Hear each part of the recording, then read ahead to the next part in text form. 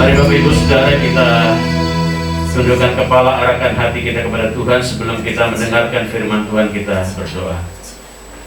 Bapa kami dalam kerjaan surga, seperti pujian yang kami naikkan kepadamu ya Tuhan, untuk mempersiapkan hati kami seperti tanah yang subur, yang akan ditaburi oleh benih-benih kebenaran firman-Mu ya Tuhan. Demikianlah iman dan percaya kami bahwa kami memerlukan Engkau setiap waktu, memerlukan Engkau setiap saat dalam kehidupan kami ya Tuhan.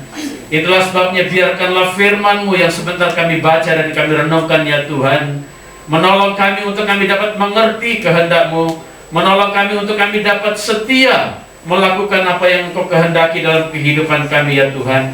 Itulah sebabnya biarlah Engkau menjamah hati kami, supaya firman-Mu yang kami dengar, supaya firman-Mu yang kami renungkan ya Tuhan, tidak berhenti di telinga kami, tetapi terpatri, tertanam dalam hati dan pikiran kami, dan pada akhirnya juga teraplikasi dalam kehidupan kami yang nyata dari hari ke hari.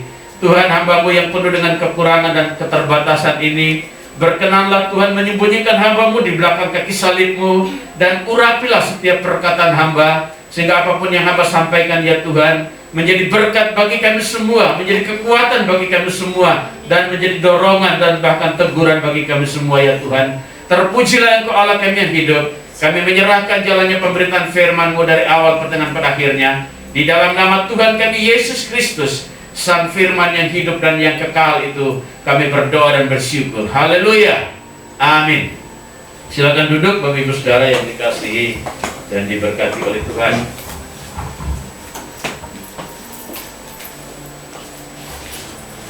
Ya, shalom. Shalom. Ya, puji Tuhan Bapak Ibu Saudara yang dikasihi dan diberkati oleh Tuhan. Kita bersyukur hari ini kita dapat kembali berkumpul untuk beribadah, memuji dan mempermuliakan nama Tuhan.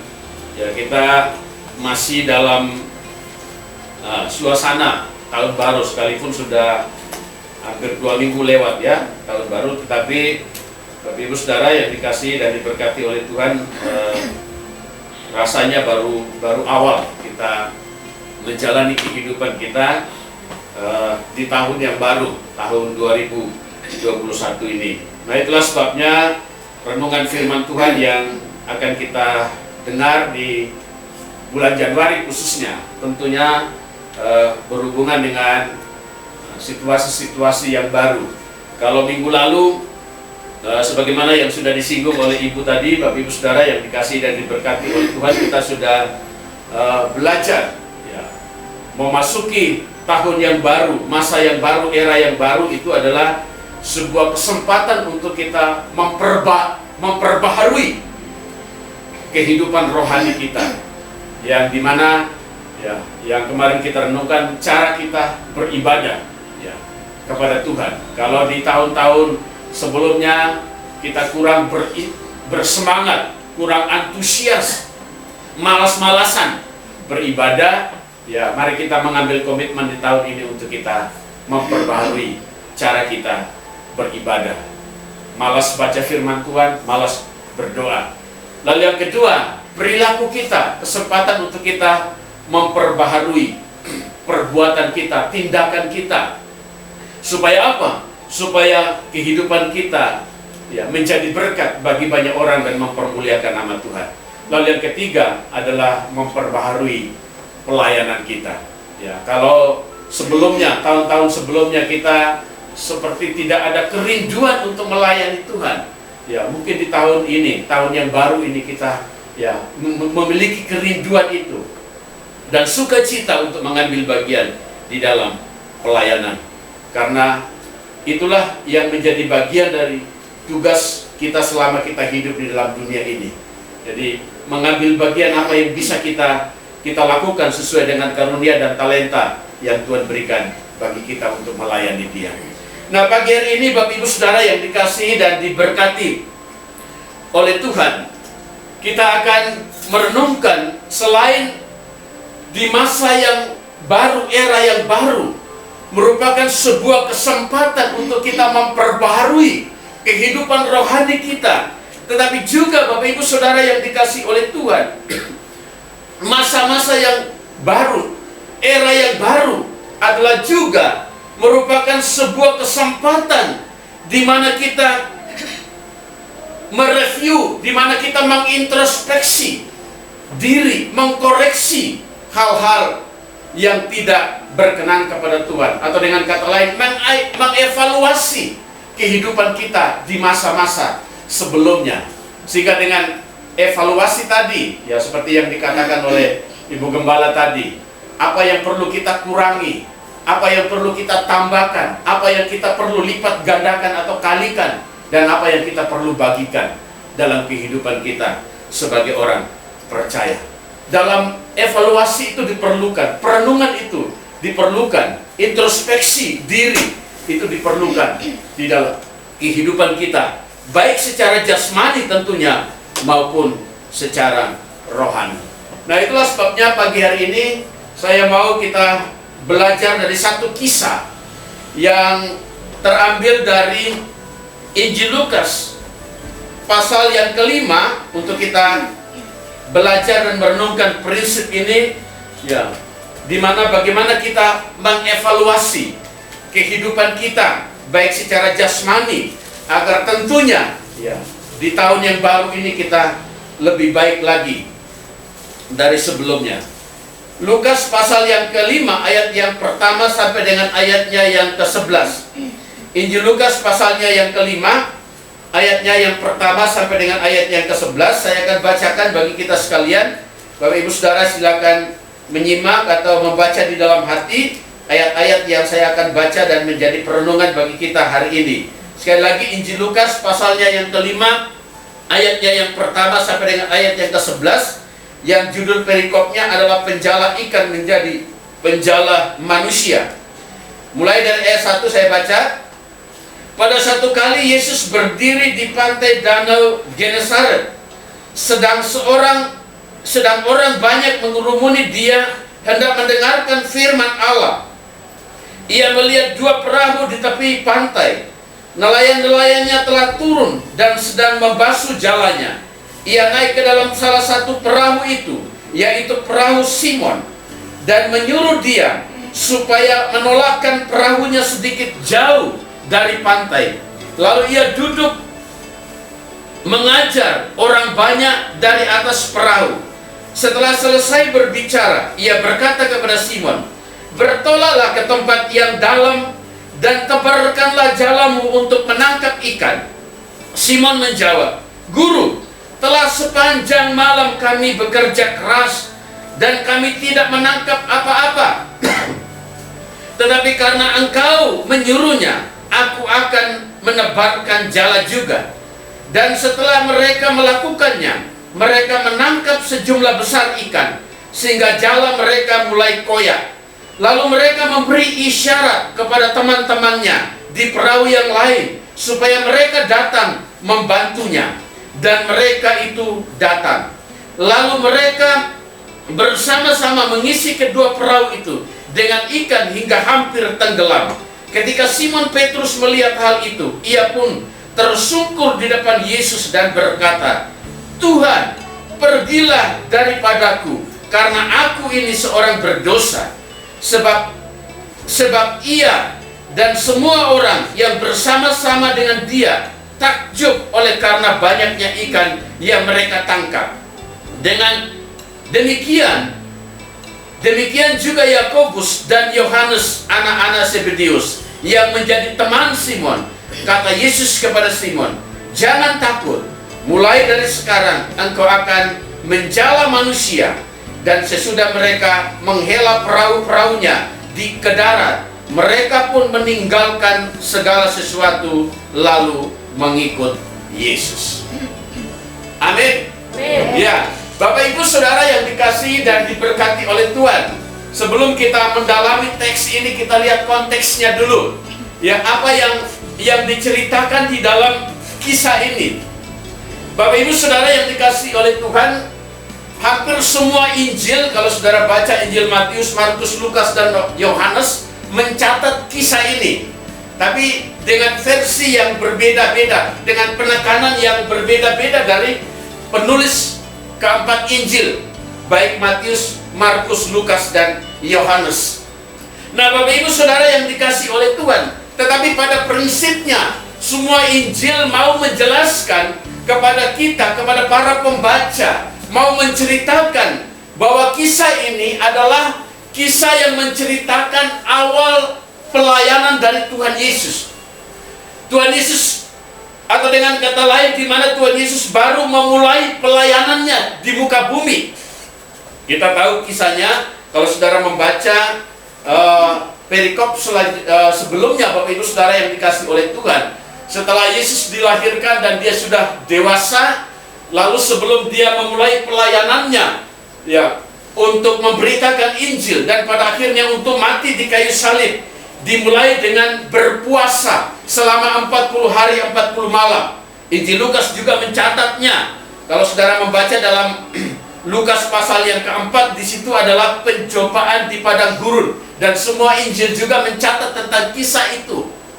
Ya, Yesus berpuasa selama 40 hari 40 malam. Bapak Ibu Saudara yang dikasih dan diberkati oleh Tuhan, adalah sebuah persiapan yang dia lakukan sebelum ia memulai pelayanannya di muka bumi, menggenapi apa yang menjadi rancangan Tuhan bagi dirinya, sampai pada akhirnya mati di kayu salib untuk menebus dosa setiap orang yang percaya kepadanya. Nah, itulah sebabnya kisah yang barusan kita baca ini, Bapak Ibu Saudara, adalah kisah di mana sebelum Tuhan Yesus melakukan pelayanan, dia mencari murid, dia mencari orang-orang ataupun pribadi-pribadi yang mau bersama dengan dia melayani, dan tujuan terakhirnya adalah supaya melalui mereka, setelah Yesus menyelesaikan karyanya di muka bumi, mereka yang akan meneruskan apa yang dilakukan oleh Tuhan Yesus selama ia hidup di bumi, selama ia menjalani apa yang menjadi rancangan Tuhan Bapa di surga dalam hidupnya sebagai manusia. Yesus sebagai manusia, Yesus itu ketika dia di bumi, dia adalah manusia 100% dan juga Allah 100%. Dan itulah sebabnya dari segi kemanusiaannya, Bapak Ibu Saudara yang dikasih dan diberkati oleh Tuhan, ia mempersiapkan murid-muridnya, 12 muridnya, yang secara spesifik dan khusus untuk mentraining mereka, mengajar mereka, mempersiapkan mereka ketika dia sudah selesai dengan tugasnya di dunia ini. Mereka lah yang akan meneruskan pelayanan itu sampai pada akhirnya rancangan Tuhan bagi seluruh dunia akan tergenapi, yaitu keselamatan bagi seluruh dunia. Nah, itulah sebabnya Bapak Ibu Saudara yang dikasih dan diberkati oleh Tuhan, saya tertarik mengambil tema ini. Saya pikir cerita ini cocok juga bagi kita, di mana kita baru memulai kehidupan kita di dunia, kehidupan kita di tahun yang baru ini, di tahun 2021 ini. Setelah saya mendalami, ada beberapa prinsip yang ingin diajarkan oleh Tuhan Yesus dari teks ini, dari kisah ini, secara khusus untuk kita dapat mengevaluasi kesempatan di mana kita mengevaluasi sisi-sisi kehidupan kita, baik secara rohani maupun secara jasmani, untuk lebih baik ke depannya. Nah, itulah sebabnya Bapak Ibu Saudara yang dikasih oleh Tuhan, kita tidak banyak waktu untuk mendalami teksnya, tapi saya lebih mau kepada penerapannya, penerapan praktisnya. Saya langsung kepada penerapan praktisnya seperti minggu yang lalu. Bapak Ibu Saudara, yang kita akan renungkan apa yang seringkali membuat kita lelah, membuat kita putus asa, membuat kita sudah berusaha semaksimal mungkin, tetapi kita merasa lelah, capek. Sama seperti dalam kisah ini yang barusan kita baca, Bapak Ibu Saudara, Simon Petrus, yang merupakan murid pertama bersama dengan Yohanes dan Yakobus, yang dipanggil oleh Tuhan untuk menjadi muridnya. Mereka, sebelum mereka menjadi murid Tuhan Yesus, mereka adalah nelayan yang mencari ikan, menjala ikan, dan Dari kisah yang kita baca tadi, Bapak Ibu Saudara yang dikasih oleh Tuhan, dikatakan sudah semalaman Petrus atau Simon bersama dengan kedua temannya sebagai nelayan yang profesional mencari ikan, dan sudah semalaman mereka mencari ikan, nggak dapat apa-apa.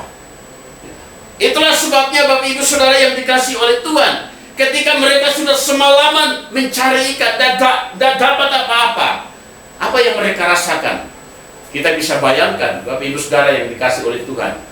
Ya, waktu mereka mentapikan perahu mereka di pinggir pantai, tadi dikatakan, ya, dikisahkan tadi di tepi pantai ayatnya yang pertama tadi, ya, sedang orang banyak mengerumuni dia hendak mendengarkan firman Allah. Ia melihat, ayat 2, perahu di tepi pantai, 2 perahu di tepi pantai yang tidak lain tidak bukan, kita tahu kisahnya adalah perahu Simon Petrus dan kedua temannya tadi itu menepi.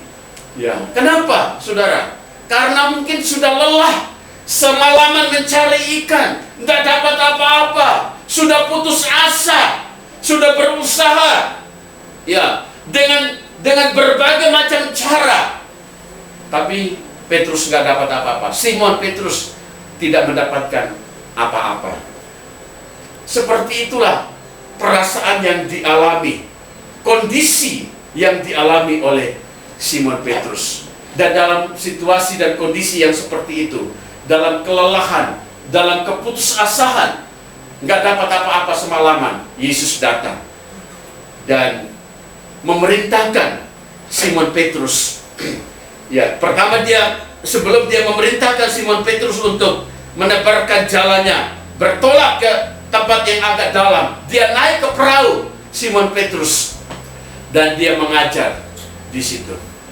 Ya, kalau kita terapkan dalam kehidupan kita, Bapak Ibu Saudara yang dikasih oleh Tuhan, semua orang mengakui tahun 2020 adalah tahun yang membuat kita lelah.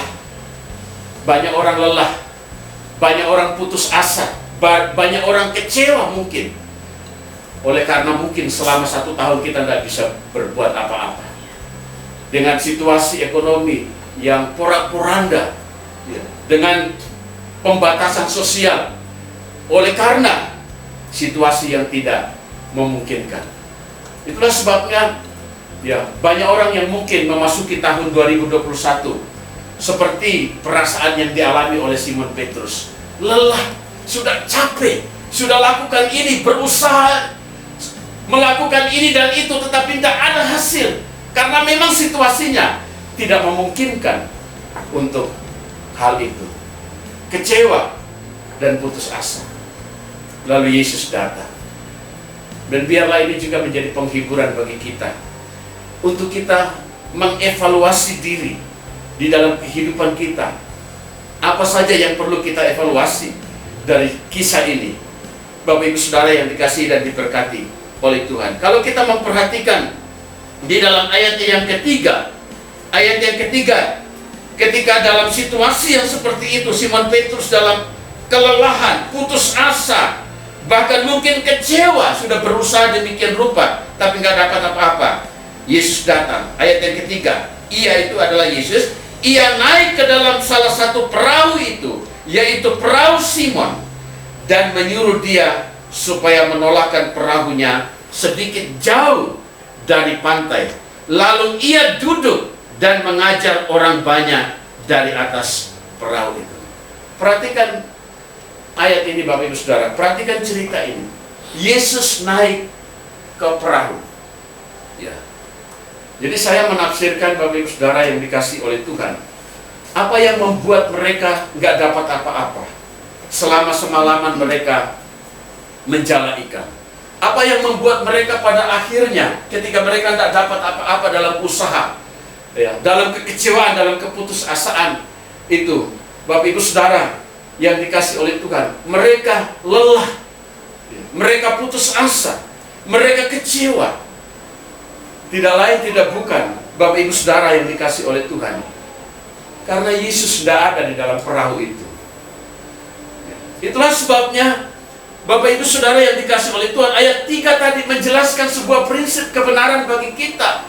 Dimana kalau Yesus ada di dalam perahu itu, ada di situ bersama-sama dengan mereka, apapun situasinya, bagaimanapun situasinya, laut pada waktu itu yang mungkin tidak memungkinkan ada ikan di sekitar itu. Tetapi kalau ada Yesus di dalam perahu itu, saudara, yang tidak mungkin menjadi mungkin, yang mustahil menjadi tidak mustahil. Sebab Yesus dapat melakukan apa saja yang Dia kehendaki di dalam kehidupan saudara dan saya. Nah, ini yang mungkin kita introspeksi juga kalau kita langsung kepada penerapan dalam kehidupan kita. Ya. Ketika kita sudah berusaha lakukan ini dan itu, ya, lalu kita tidak mendapatkan hasil yang maksimal yang kita inginkan, pada akhirnya kita menjadi putus asa, kita lelah, bahkan kita kecewa. Mari kita mengevaluasi, apakah selama tahun 2020 dalam setiap kegiatan dan aktivitas kita, Yesus terlibat enggak di dalamnya? Saudara melibatkan Yesus di situ atau tidak? Atau saudara melakukan itu, ya, dengan kemampuan, ya, kepintaran, bahkan kebisaan kita sendiri, tanpa melibatkan Tuhan Yesus di dalamnya. Mari kita evaluasi di sepanjang kehidupan kita, dari tahun ke tahun, tahun sebelumnya. Betulkah Yesus ada di dalam perahu kehidupan kita, perahu rumah tangga kita, bahtera kehidupan rumah tangga kita, sehingga sekalipun kita berusaha lalu kita tidak mendapatkan apa-apa, ya, karena memang situasinya seperti itu. Tapi kalau Yesus ada di situ, kita tidak mudah kecewa, kita tidak mudah putus asa, kita tidak mudah down dan bahkan merasa lelah, karena Yesus ada di situ. Dia menjadi sumber kekuatan kita, Dia menjadi sumber penghiburan kita manakala kita menghadapi situasi seperti itu. Itulah sebabnya kalau saudara baca ayat-ayat selanjutnya tadi, ketika Yesus sudah ada di situ mengajar dan memerintahkan Simon untuk bertolak, dan mereka mendapatkan ikan begitu banyak. Dan ketika Simon Petrus melihat hal itu, perahu mereka dua-duanya penuh dan hampir tenggelam. Apa yang terjadi pada Simon? Dia begitu bersukacita, dan dengan sukacitanya itu, perasaan kecewa tadi, saudara yang dikasih oleh Tuhan, dia bilang, ya Tuhan, aku tidak layak, aku ini orang berdosa, pergilah daripadaku. Ayatnya yang ke-8 itu, bagian B. Tuhan, pergilah daripadaku, karena aku ini orang berdosa. Ini bukan berarti Simonnya ngusir Yesus, tidak, saudara. Dia tidak ngusir Yesus. Dia ungkapan ini, dia ingin mengungkapkan perasaan sukacitanya, perasaan syukurnya, bahwa dia tidak layak menerima Tuhan Yesus di dalam situasi dan kondisi yang seperti itu. Itulah sebabnya dia merasa diri rendah, dia orang yang berdosa. Dan dengan kata lain, dia mau berkata kepada Tuhan, Tuhan Yesus, aku tidak layak, terima kasih, aku ini orang berdosa, tetapi Engkau menyatakan kasih-Mu dan menolong aku sampai aku mendapatkan ikan yang banyak. Sudah sepanjang malam aku menjala, tapi aku tidak mendapatkan apa-apa. Saudara, itulah prinsip kebenaran yang pertama yang diajarkan dalam teks. Mari kita evaluasi dalam kehidupan kita. Ya, betulkah kita selama tahun 2020 Tuhan Yesus betul-betul terlibat dalam segala aktivitas kita, pekerjaan kita, rumah tangga kita, dan segala hal yang kita lakukan di dalam hidup kita. Itu yang pertama. Lalu yang kedua, dalam ayatnya yang keempat. Ayat yang keempat, Bapak Ibu Saudara yang dikasih oleh Tuhan, apa yang diperintahkan oleh Tuhan Yesus? Setelah selesai berbicara, ayat yang keempat, Ia berkata, Yesus berkata kepada Simon, bertolaklah ke tempat yang dalam dan tebarkanlah jalamu untuk menangkap ikan. Bertolaklah ke tempat yang dalam. Apa maknanya bertolak ke tempat yang dalam, saudara yang dikasih oleh Tuhan? Tempat yang dalam itu laut yang agak dalam. Tadi di tepi tapi agak dalam. Itu mengandung pengertian bahwa, saudara, sekalipun tempatnya dalam dan sekalipun ada resikonya, ya, Tuhan mau menantang Simon Petrus. Ya, Kalau engkau bertolak ke tempat yang dalam, itu ada resikonya. Resikonya ombak yang akan lebih tinggi dan perahumu akan tenggelam, bahkan ancaman, ya mungkin nyawamu akan tenggelam di tempat yang agak dalam.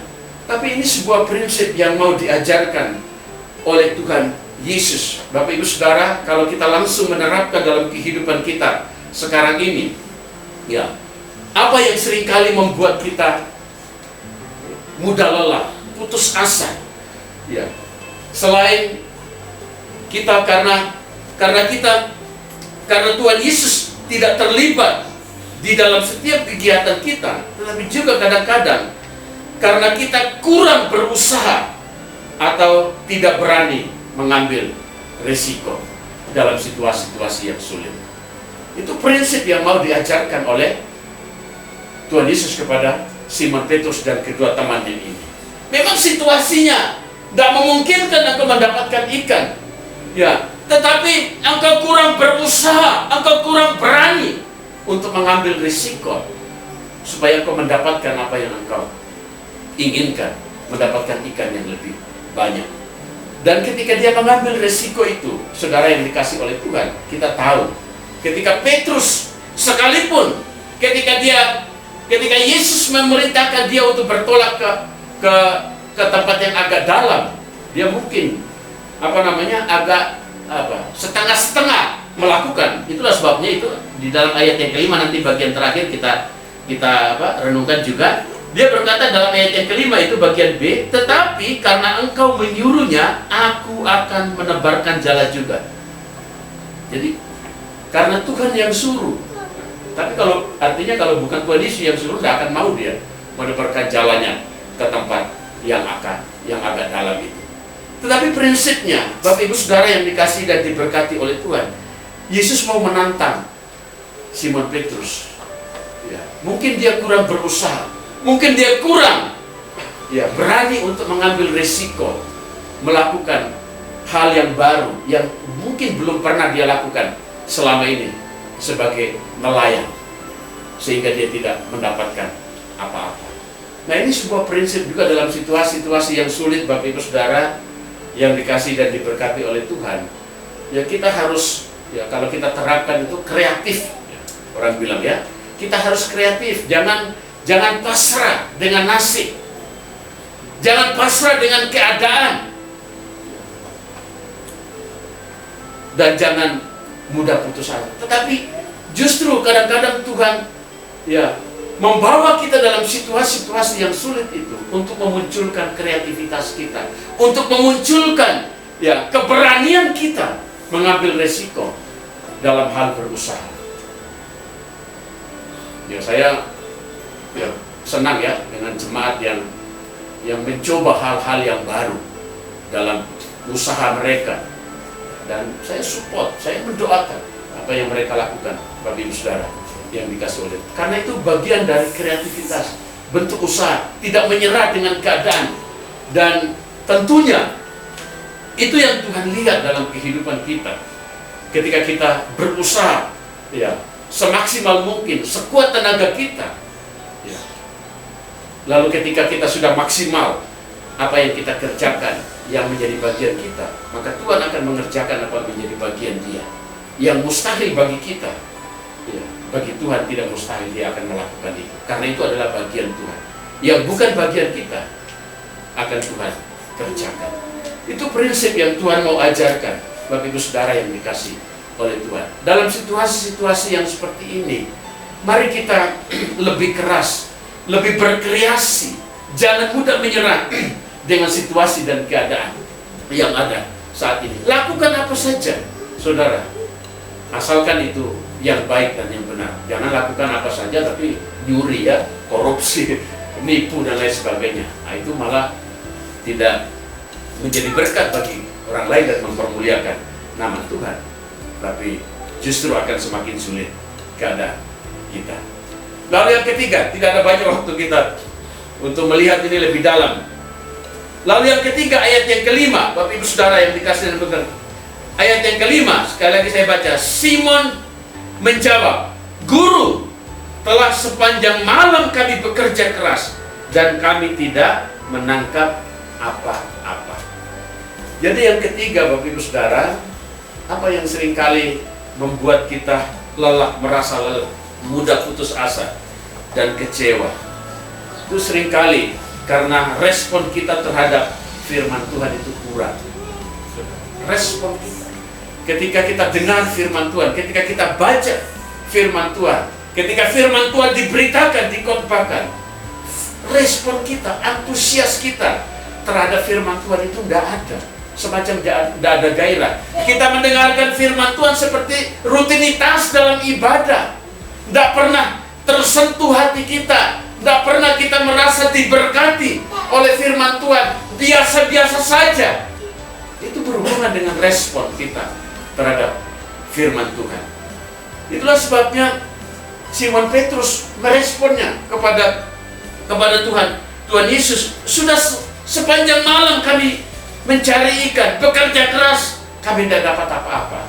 Tapi untunglah dia punya iman yang sebesar sebiji sesawi. Di dalam ayat yang kelima bagian B. Tetapi karena engkau menyuruhnya, aku akan menebarkan jala juga. Dia sudah mendengar ya, Yesus itu dalam pelayanannya sebelum dia dipanggil menjadi murid. Dia dengar dari Yohanes Pembaptis. Kalau saudara baca Injil Yohanes, itu kisah Yohanes Pembaptis waktu dia menyerukan pertobatan, bertobatlah. Lalu dia waktu membaptis Tuhan Yesus, dia menyerukan, inilah anak Allah yang inilah Mesias, anak domba Allah yang menyelamatkan seluruh dunia. Dan saya percaya Simon Petrus mendengar itu, dan itulah sebabnya dia tahu ya, sekalipun dia belum mengikuti Yesus, dia belum menjadi murid Tuhan Yesus. Makanya dia ketika Tuhan Yesus menyuruh dia untuk bertolak ke yang lebih dalam, dia berkata, karena engkau, kata engkau itu guru besar, itu menunjukkan ya sebutan pribadi yang dia hormati, yang dia percayai. Menyuruhnya, aku akan menebarkan jala juga. Saudara, respon itu penting. Tuhan akan melihat. Mungkin saya tidak tahu respon saudara dalam hati ketika firman Tuhan diberitakan. Tapi jangan lupa Tuhan tahu respon saudara terhadap firman Tuhan yang diberitakan. Firman Tuhan yang saudara dengar. Tuhan tahu bagaimana hati kita, bagaimana sikap kita, bagaimana respon kita. Apalagi ketika kita mendengar firman Tuhan yang tajam dan keras. Wah, itu mungkin saudara dalam hati bilang, ini Pak Pendeta sengaja bingung saya ini, karena saya lama tidak beribadah itu ya.